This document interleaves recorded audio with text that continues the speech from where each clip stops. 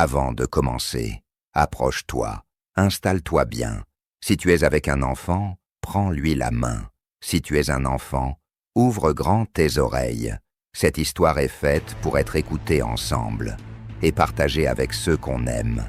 Si tu veux entendre encore d'autres contes qui font grandir le cœur, pense à t'abonner et à partager cette histoire avec d'autres enfants.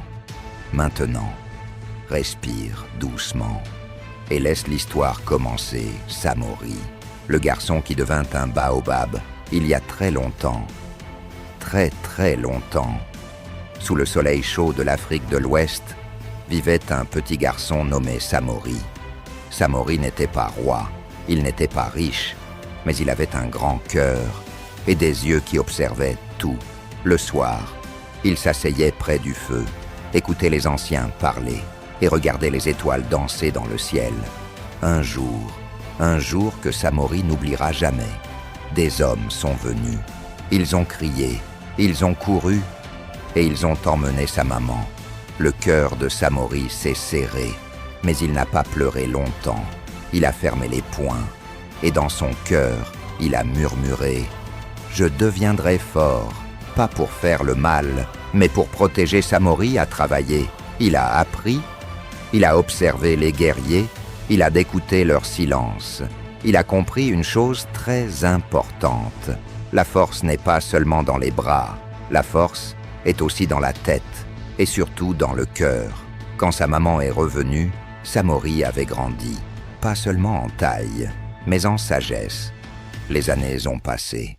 Samori n'était plus seul. Des hommes, des femmes, des villages entiers marchaient à ses côtés.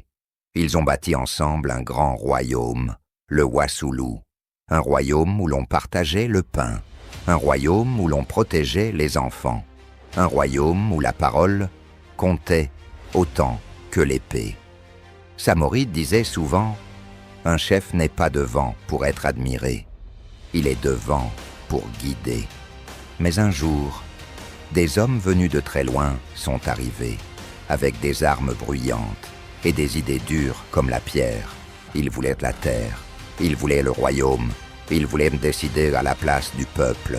Samori a regardé son peuple, il a respiré profondément et il a dit « Cette terre est notre maison, et une maison, ça se protège. » Alors, ils ont marché, ils se sont déplacés, ils ont résisté, pas avec la haine, mais avec le courage, pas avec la peur, mais avec l'intelligence. Pendant longtemps, très longtemps, Samori a tenu bon. Un jour, pourtant, Samori fut capturé. On l'emmena loin, très loin de sa terre. Mais même enchaîné, son esprit restait libre. Les anciens disent que la nuit, le vent murmure encore son nom. Comme un tambour lointain, Samori est parti, mais son courage est resté. Car un homme peut tomber, mais une idée juste ne meurt jamais. Le courage grandit quand on protège.